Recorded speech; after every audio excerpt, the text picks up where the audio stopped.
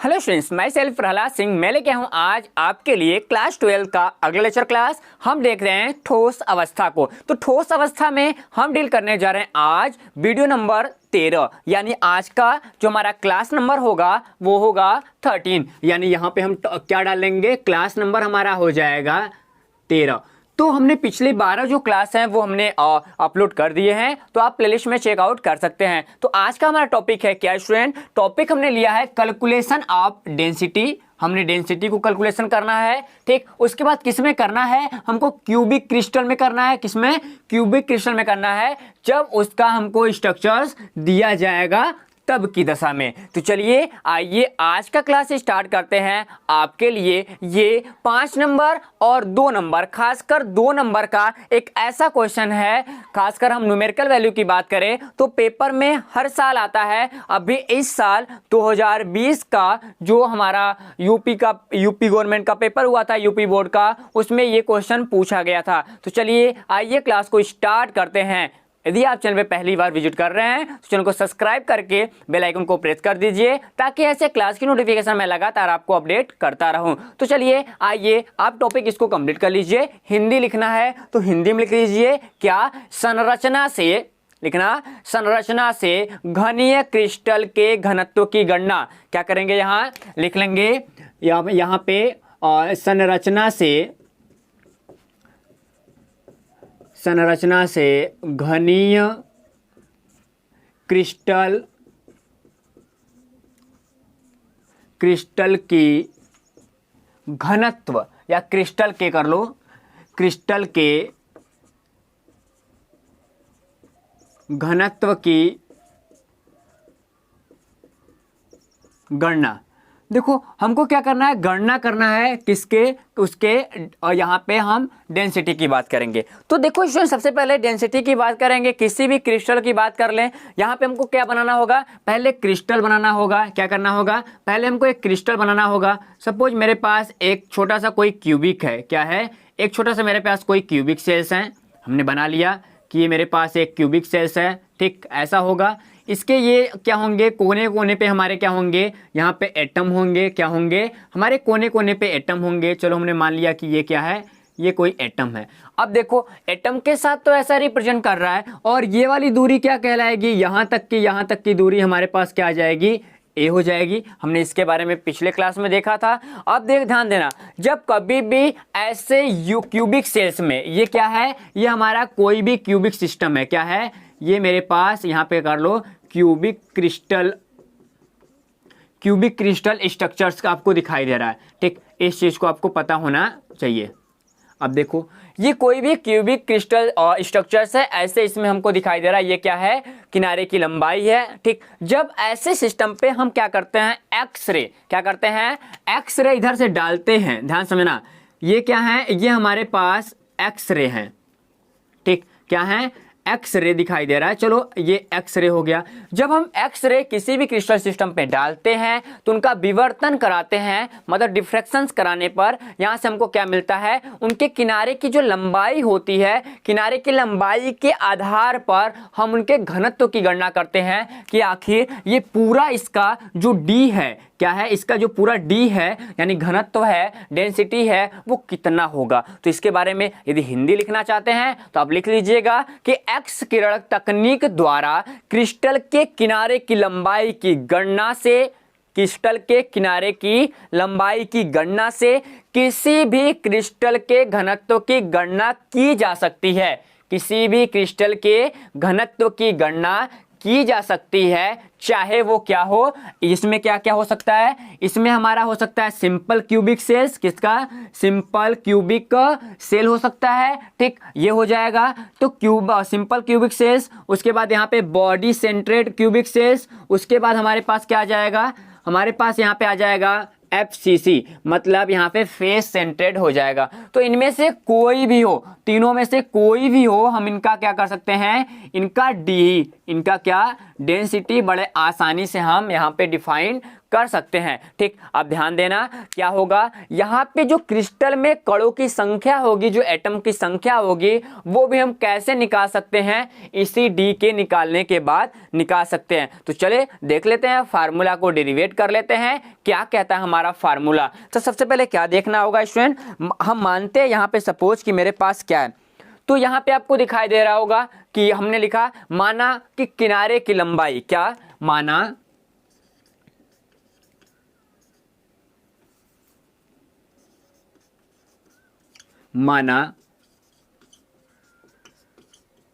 किनारे की लंबाई क्या है, किनारे की लंबाई a है, बोलो क्लियर है, यहाँ पे दिखाई दे रहा है।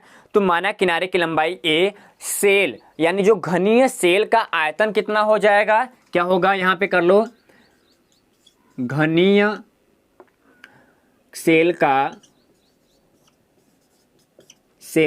आयतन कितना होगा, ये हो जाएगा, बोलो क्लियर है। अब देखो जब ये इसमें होगा तो ये सेंटीमीटर में होगा, तो ये क्या हो जाएगा, सेंटीमीटर क्यूब में हो जाएगा। इतना बात समझ में आया।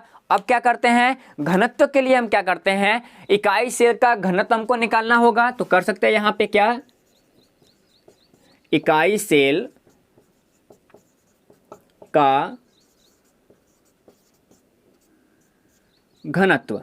अब देखो जब इकाई सेल की घनत्व की बात करते हैं तो इकाई सेल का द्रव्यमान और इकाई सेल का आयतन, तो क्या कर देंगे यहाँ पे, तो इकाई लिख लो, इकाई सेल का क्या हो जाएगा, द्रव्यमान हो जाएगा। हमको पता है कि घनत्व बराबर क्या होता है, द्रव्यमान अपान आयतन होता था, तो हम यहाँ भी वही वैल्यू लाएंगे, ये द्रव्यमान हो जाएगा। फिर नीचे क्या हो जाएगा, यहाँ पे कर लो यूनिट सेल्स, मतलब इकाई सेल का, यहाँ पे हो जाएगा आयतन। बोलो इतना क्लियर है। अब देखो जब ये बात करेंगे, अब हमको तो द्रव्यमान तो पता है नहीं, क्या द्रव्यमान पता है नहीं। अब जब द्रव्यमान पता नहीं है तो हम इनके लिए क्या करेंगे, तो ऐसे केस में हम क्या करते हैं, इनके लिए दूसरा फॉर्म हमारे पास नजर आएगा, क्या, हमको इकाई सेल का द्रव्यमान कैसे निकालें। तो यहाँ पे क्या लिखेंगे कि यूनिट सेल का मास, क्या करेंगे, यहाँ पे जो हमारे पास होगा यूनिट सेल का मास कितना होगा। चलो भाई यूनिट सेल के मास की बात कर लेते हैं, तो हमारे पास क्या हो जाएगा, यहाँ पे जो हमारा पर यूनिट सेल में कणों की संख्या है उसकी बात कर लेंगे, तो यहाँ क्या लिखेंगे, प्रति यूनिट सेल। ठीक, प्रति यूनिट सेल में एटम्स की संख्या,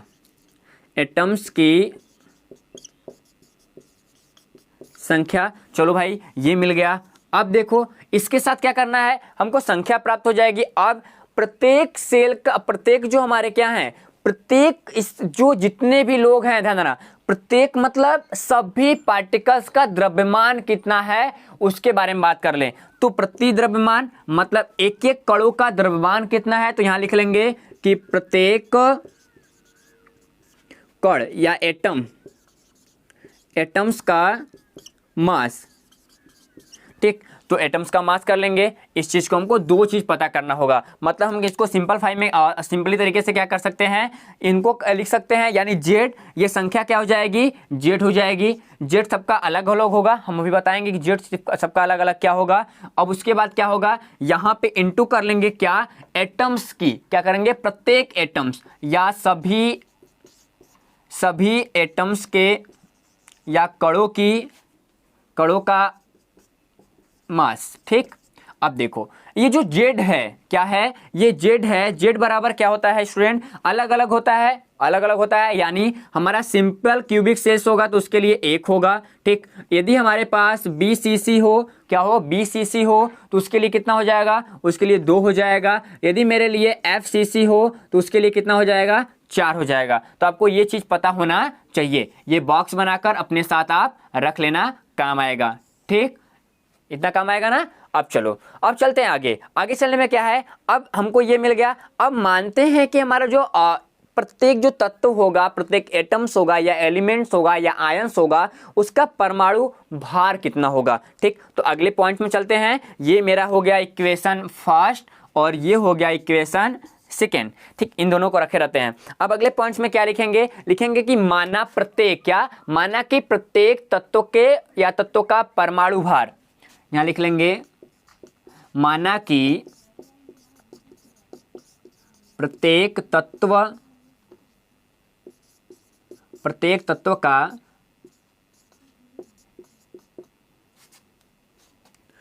का परमाणु भार कितना हो जाएगा, m हो जाएगा, कोई दिक्कत नहीं। तो यहाँ पे लिख लो, और यहाँ पे स्टूडेंट प्रत्येक एटम करो तो अच्छा रहेगा, ठीक। अब देखो m हो गया। अब उसके बाद अब मानते हैं कि एक परमाणु का द्रव्यमान कितना होता है, ध्यान देना, यहां से एक परमाणु का भार या द्रव्यमान कर सकते हैं, ठीक।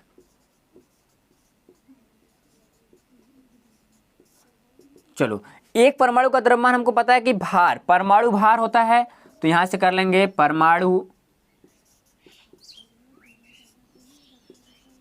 भार अपान अवोगाद्रो नंबर, क्या होगा, अवोगाद्रो नंबर मतलब हम Na की बात कर लेंगे, हमको मिल जाएगा क्या, Na। इतना क्लियर है। अब देखो, जब इतना क्लियर करने के साथ हम अगले केस में बढ़ते हैं तो हमको ये मिलता है, तो चूंकि यहां लगा लो, ठीक। अब देखो, जब ऐसे केस में हमको मिलता है तो इस वाले फॉर्म को हम आगे ले जाते हैं, इकाई सेल की घनत्व की बात करते हैं। तो अभी फार्मूला में इसको फिटअप कर लेते हैं, किसको, इक्वेशन नंबर सेकेंड्स में। क्या हमको, क्योंकि हमको यहाँ पे द्रव्यमान मिल जाएगा, हम इन द्रव्यमान को क्या करेंगे, इस वाले फॉर्म में उठा के रख लेंगे। तो यहाँ क्या कर लेंगे कि प्रत्येक इकाई या इकाई सेल का घनत्व, क्या करेंगे यहाँ पे, इकाई सेल का घनत्व। अब देखो, जब इकाई सेल के घनत्व की बात करेंगे तो यहाँ पे रो आ जाएगा, ठीक, इसको करेंगे रो आ जाएगा, इसको रो को थोड़ा ऐसे बनाते हैं, ठीक,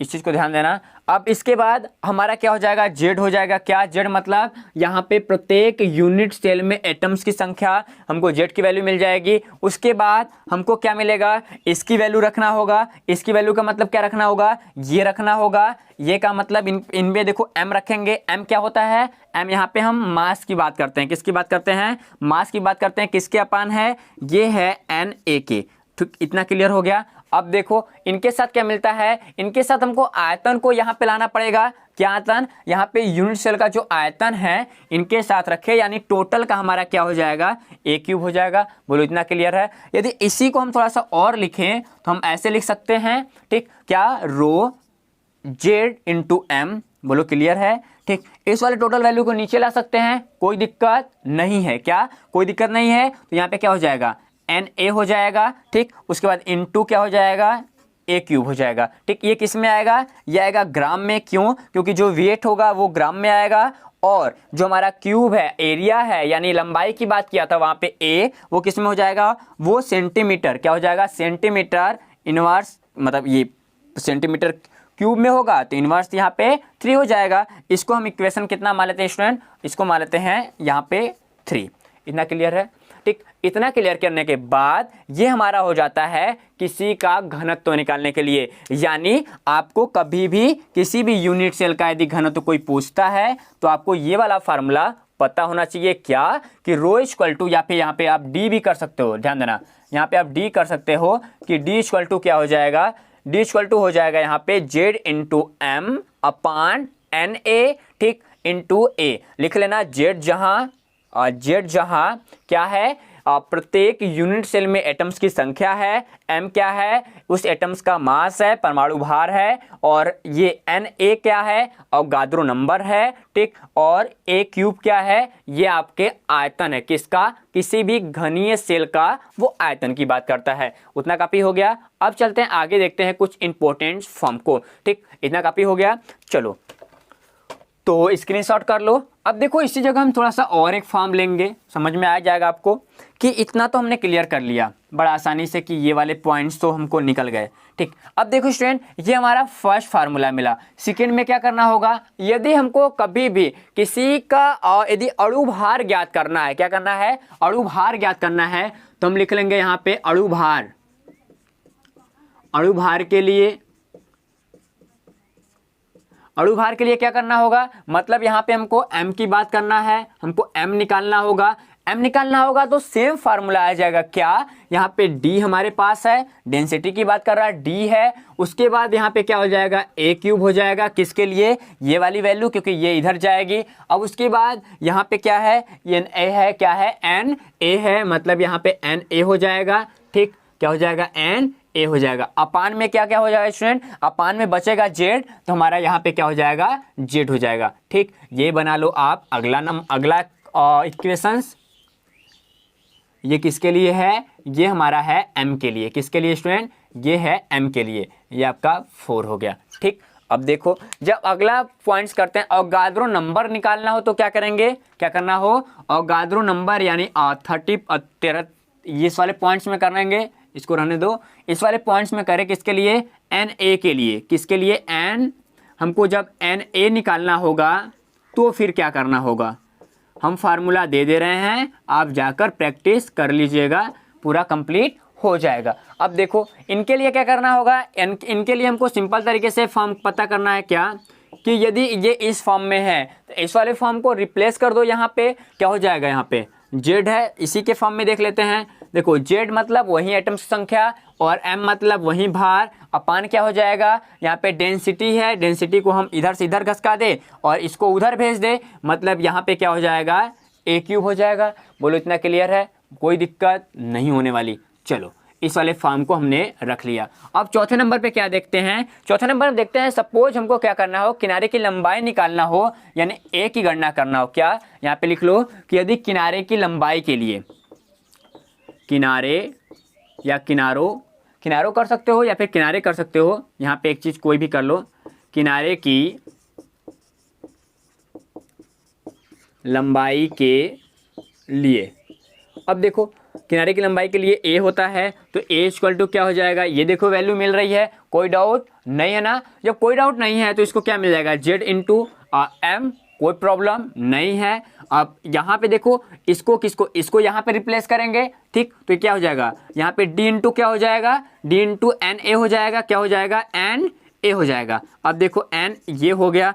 अब देखो बात हुई ये क्यूब की, तो क्यूब इसका क्या हो जाएगा स्टूडेंट, यहाँ पे 1/3 हो जाएगा, क्या हो जाएगा, 1/3। तो ये भी आपको एक यहाँ से वैल्यू मिल जाएगी। मतलब हमने क्या देखा कि 4 छोटे छोटे फार्मूले देखे, एक यहाँ पे है, एक यहाँ पे है, एक यहाँ पे, एक यहाँ पे। इन फार्मूलों के साथ आप सही तरीके से पूरा का पूरा जो कैलकुलेशंस हैं किसी भी स्ट्रक्चर्स के, हमको किसी भी इन तीनों के स्ट्रक्चर्स में से किसी भी फार्मूले के क्वेश्चन पूछा जा रहा है, उस समय हम क्या करेंगे, अपने डेंसिटी की गणना कर लेंगे और गाद्रो नंबर की गणना कर लेंगे, अणुभार निकाल लेंगे और किनारे की लंबाई ज्ञात कर लेंगे। ओके, क्लियर है। तो प्रैक्टिस होगा, आप प्रैक्टिस करिएगा, ठीक। प्रैक्टिस करने का मतलब ये है कि आप सही तरीके से इसको देखिएगा। तो रहा ये आपके लिए एक प्यारा सा क्वेश्चन का, यहाँ पे मैं एक क्वेश्चन का लिस्ट दे रहा हूँ, आप इसमें से 2-4 क्वेश्चन कर सकते हैं। वैसे भी आपके पास एनसीईआरटी होगा तो एनसीईआरटी के पीछे एक्सरसाइज दिए होंगे ऐसे क्वेश्चंस का, तो आप इसको कॉपी कर लो, स्क्रीनशॉट कर लो। मिलते हैं अगले वाले क्लास में लेके डिफेक्ट्स को, सॉलिड में डिफेक्ट कितने प्रकार के होते हैं, वो क्या कहलाते हैं, उनके क्लास का वीडियो। तब तक के लिए जय हिंद।